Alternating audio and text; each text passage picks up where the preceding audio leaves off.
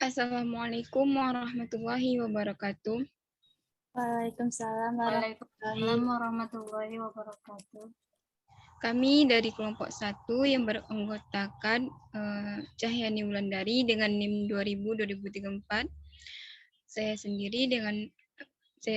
sendiri Nur Asna dengan NIM 2000-2012, Fitriani dengan NIM 2000-2014, dan Puji Lestari dengan NIM 2000-2015. Kami dari kelompok 1 akan mempresentasikan hasil diskusi kami mengenai permasalahan yang ditemukan dalam kegiatan public relation, mengolah komplain pelanggan, dan mengolah krisis. Baiklah, materi pertama yang akan disampaikan oleh Cahyani Wulandari. Kepada Cahyani, dipersilakan. Baiklah, saya Cahyani Wulandari akan menjelaskan mengenai materi pertama, yaitu permasalahan yang ditemukan dalam kegiatan PR. Nah, adapun masalah atau kendala yang dihadapi oleh humas ada di berbagai bidang, yaitu yang pertama yaitu bidang pendidikan. Setidaknya permasalahan yang ditemukan dalam bidang pendidikan terdapat 2 masalah atau kendala yang dihadapi oleh humas di bidang pendidikan, yaitu yang pertama kurangnya pemahaman masyarakat tentang pendidikan dan juga pemahaman warga sekolah tentang apa dan bagaimana harusnya pengelolaan hubungan sekolah dan masyarakat dibangun. Yang kedua yaitu kurangnya komunikasi antara warga sekolah dengan warga masyarakat, sehingga terciptanya komunikasi satu arah antara sekolah dan warga masyarakat atau wali murid, dan pada akhirnya sekolah tidak tahu keinginan masyarakatnya, tetapi memaksakan keinginannya pada masyarakat atau wali yang ada pada saat itu. Hanya terlihat pada aspek pembiayaan saja. Nah, adapun beberapa solusi dari kendala-kendala yang telah disampaikan sebelumnya, yaitu yang pertama, seorang humas pada bidang pendidikan harus memberikan informasi yang terpadu kepada masyarakat, sehingga masyarakat mengetahui seluruh program-program yang diadakan oleh sekolah. Yang kedua, yaitu membuat kegiatan-kegiatan yang dapat mempererat hubungan sekolah dengan masyarakat secara terus-menerus atau berkesinambungan untuk masa yang akan datang, sehingga masyarakat tidak akan beranggapan bahwa mereka hanya dibutuhkan pada saat pembiayaan saja. Yang ketiga, yaitu setiap program yang diadakan oleh seorang humas di sebuah sekolah harus menyesuaikan karakteristik masyarakat dengan cara mengkonsultasi dengan tokoh masyarakat. Nah, lalu selanjutnya pada bidang industri. Kendala pada bidang industri yang pertama yaitu kurangnya pemahaman seorang humas mengenai adat istiadat, norma, nilai, kebiasaan, dan lain sebagainya yang berlaku di lingkungan sekitar,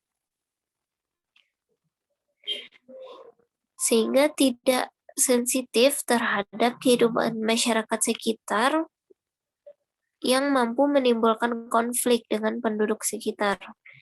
Lalu yang kedua yaitu tidak ada semangat masyarakat untuk mau membangun daerah sehingga mempersulit perkembangan suatu industri.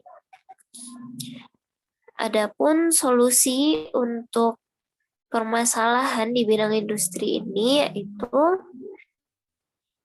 yang pertama, sebelum membangun dan menjalankan kegiatan industri, sebaiknya orang humas patut mempelajari mengenai kebudayaan masyarakat sekitarnya, seperti adat istiadat, norma, nilai, kebiasaan, dan lain sebagainya yang berlaku di lingkungan, sehingga tidak menimbulkan konflik dengan penduduk sekitar. Yang kedua, yaitu seorang humas harus mampu menjelaskan kepada masyarakat bahwa dengan hadirnya suatu industri di lingkungan mereka akan memberikan banyak dampak yang positif bagi masyarakat dan daerahnya, sehingga dapat menimbulkan semangat masyarakat untuk membangun daerahnya.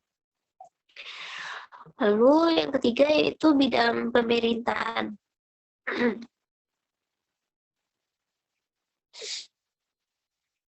Adapun permasalahan dalam bidang pemerintahan yaitu yang pertama kurangnya pengenalan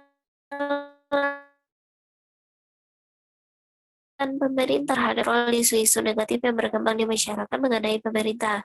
Ini merupakan salah satu hambatan kerja bagi seorang humas. Nah, yang kedua, kurangnya media massa dalam satu kalangan masyarakat kurang maksimal dalam menyampaikan pemerintah terhadap masyarakat.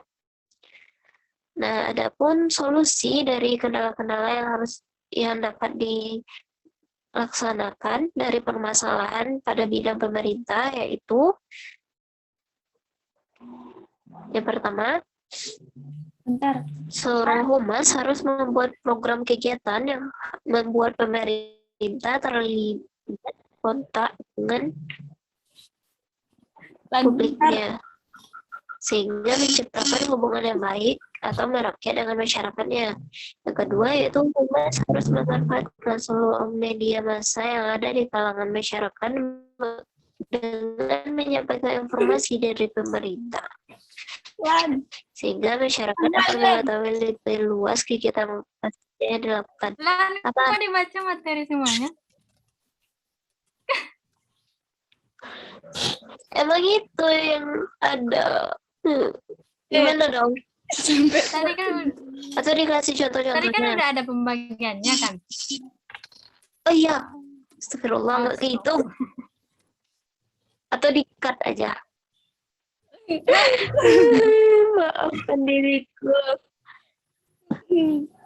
Emang bisa ya? Kirain per bidang gitu. Atau nanti di-cut aja, disambung gitu. Aku tadi di stop dulu ya, di pause dulu. Enggak, ini kan lanjut aja recordnya. Nanti udah sore, belum mandi. Udah lanjut berarti. Bentar. Lanjut ke asnahnya dulu atau gimana? Ke Asnah. Ya dulu. Udah.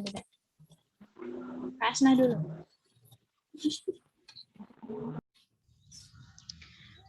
Baiklah, terima kasih kepada Cahyani Wulandari. Untuk materi yang akan disampaikan oleh Fitriani. Kepada Fitriani dipersilakan. Baiklah, saya Fitriani akan menjelaskan materi tentang solusi-solusi dari kendala dalam bidang industri. Yang pertama adalah sebelum membangun dan menjalankan kegiatan industri, sebaiknya seorang humas patut mempelajari mengenai kebudayaan masyarakat sekitarnya, seperti adat istiadat, norma, nilai, kebiasaan, dan lain sebagainya yang berlaku di lingkungan sekitar, sehingga tidak menimbulkan konflik dengan penduduk sekitar. Yang kedua adalah seorang humas harus mampu menjelaskan kepada masyarakat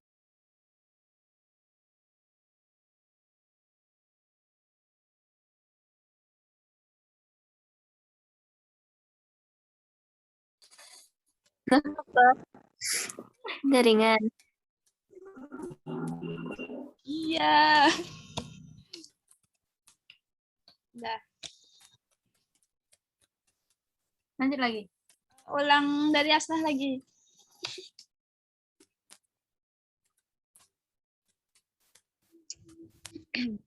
Baiklah, untuk materi selanjutnya yang akan disampaikan oleh Fitriani. Kepada Fitriani dipersilakan. Baiklah, saya Fitriani akan menjelaskan materi tentang beberapa solusi dari kendala-kendala dalam bidang industri. Solusi yang pertama adalah sebelum membangun dan menjalankan kegiatan industri, sebaiknya seorang humas patut mempelajari mengenai kebudayaan masyarakat sekitarnya, seperti adat istiadat, norma, nilai, kebiasaan, dan lain sebagainya, yang berlaku di lingkungan sekitar sehingga tidak menimbulkan konflik dengan penduduk sekitar. Solusi yang kedua adalah seorang humas harus mampu menjelaskan kepada masyarakat bahwa dengan hadirnya suatu industri di lingkungan mereka akan memberikan banyak dampak yang positif bagi masyarakat dan daerahnya, sehingga dapat menimbulkan semangat masyarakat untuk mau membangun daerahnya. Selanjutnya, Permasalahan yang ditemukan dalam kegiatan public relation yang ketiga dalam bidang pemahaman. Yang pertama, kurangnya pengenalan pemerintah terhadap masyarakat, sehingga pemerintah tidak dapat mengontrol isu-isu negatif yang berkembang di masyarakat mengenai pemerintah. Ini merupakan salah satu hambatan kerja bagi seorang humas. Yang kedua adalah kurangnya media massa dalam suatu kalangan masyarakat, sehingga seorang humas kurang maksimal dalam menyampaikan suatu informasi dari pemerintah terhadap masyarakat. Adapun beberapa solusi dari kendala-kendala dalam bidang pemerintahan, yaitu yang pertama, seorang humas harus membuat program kegiatan yang membuat pemerintah terlibat kontak langsung dengan publiknya, sehingga menciptakan hubungan yang baik antara masyarakat dengan masyarakatnya. Yang kedua, humas harus memanfaatkan seluruh media massa yang ada di kalangan masyarakat dan menyampaikan informasi dari pemerintah. Sekian materi dari saya kembalikan kepada moderator. Terima kasih kepada Fitriani. Untuk pembahasan materi selanjutnya yang akan disampaikan oleh Puji Lestari. Kepada Puji dipersilakan. Baik, terima kasih moderator. Selanjutnya saya akan menjelaskan materi mengenai pengelolaan komplain pelanggan. Menurut pendapat James, komplain atau keluhan merupakan salah satu bagian dari ekspresi negatif yang dihasilkan karena ketidaksesuaian kenyataan dengan keinginan seseorang.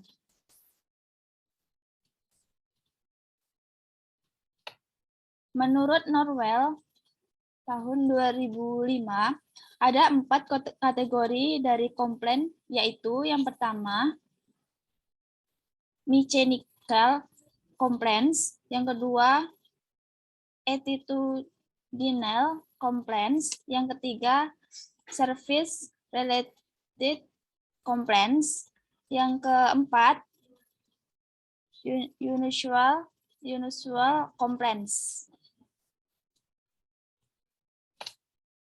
Menurut Zauk tahun 2006, saat konsumen merasa tidak puas, ada beberapa sikap yang akan mereka lakukan, antara lain yang pertama, voice company, yang kedua, voice third party, yang ketiga, negative word of mouth, yang keempat, silence, yang kelima, exit.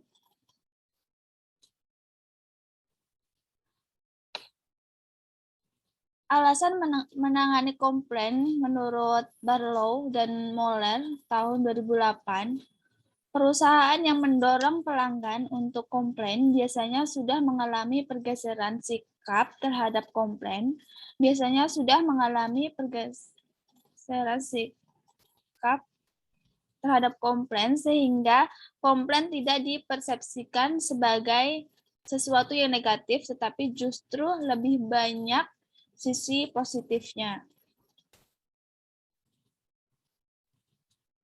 Baik, sekian penjelasan materi dari saya kembalikan ke moderator. Baik, Pak. Terima kasih kepada Puji Lestari. Untuk materi selanjutnya yang akan saya bahas sendiri. Itu mengenai cara menangani komplain. Yang pertama itu strategi alternatif untuk menangani komplain. Yang kedua, menangani komplain secara efektif. Materi selanjutnya, menghentikan komplain. Menurut pendapat GW pada 2006 mengatakan bahwa pelanggan kepuasan adalah urat nadi bagi sebuah bisnis, sehingga para pembeli demi kepuasan pelanggan. Ada 3 tahap penting dalam menangani keluhan konsumen. Yang pertama, redaksi emosi. Yang kedua, obati kekecewaan. Dan materi selanjutnya, mengolah krisis. Menurut pendapat Argenti pada tahun 2009, 31 mengemukakan bahwa secara terminologi krisis merupakan malapetaka yang dapat muncul secara alami, hasil kesalahan, intervensi, niat jahat. Sehingga apabila kita tarik sebuah rumusan, maka krisis dapat diakibatkan menurut breakdown. Karena dua hal. Yang pertama secara alami, semisal bencana alam. Yang kedua akibat kesalahan manusia, human error semisal keteledoran, intervensi dan sebagainya. Menurut pendapat Iriantara tahun 2004 mengemukakan bahwa ada langkah yang perlu dilakukan dalam mengelola krisis, yaitu yang pertama analisis krisis. Data dan informasi yang dikumpulkan tersebut untuk selanjutnya diuraikan, baik bagian per bagian, artinya melakukan analisis parsial atau analisis menyeluruh. Analisis ini dilakukan sebagai isolasi krisis. Krisis adalah penyakit. Kadang bisa juga berarti lebih dari sekadar penyakit biasa.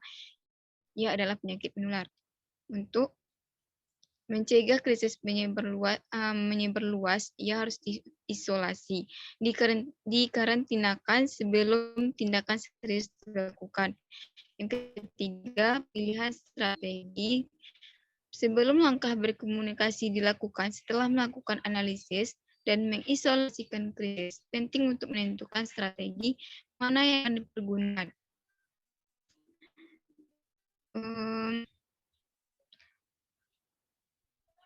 Strategi generik dalam menangani krisis ini ada 3 bentuk. Yang pertama, strategi defensif, yaitu berupa langkah-langkah, yaitu yang pertama, mengulur waktu, yang kedua, tidak melakukan apa-apa, yang ketiga, membentengi diri sekuat-kuatnya. Yang kedua, strategi adaptif. Ya.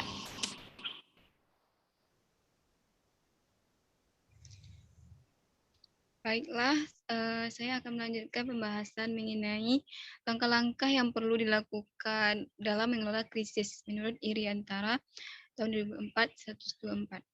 Yaitu yang pertama, analisis krisis, ya, artinya melakukan analisis parsial atau analisis menyeluruh. Yang kedua, isolasi krisis. Krisis merupakan penyakit. Kadang bisa juga berarti lebih dari sekadar penyakit biasa. Yang ketiga, pilihan strategi sebelum langkah berkomunikasi dilakukan. Setelah melakukan analisis dan mengisolasi krisis, penting untuk menentukan strategi mana yang akan dipergunakan. Yang terakhir, pengendalian. Program pengendalian merupakan langkah penerapan yang dilakukan menuju strategi generik yang dirumuskan. Baiklah, sekianlah materi dari kelompok kami. Apabila ada kesalahan dan kejanggalan, mohon dimaafkan. Wabillahi taufiq wal hidayah. Assalamualaikum warahmatullahi wabarakatuh. Waalaikumsalam Waalaikumsalam warahmatullahi wabarakatuh.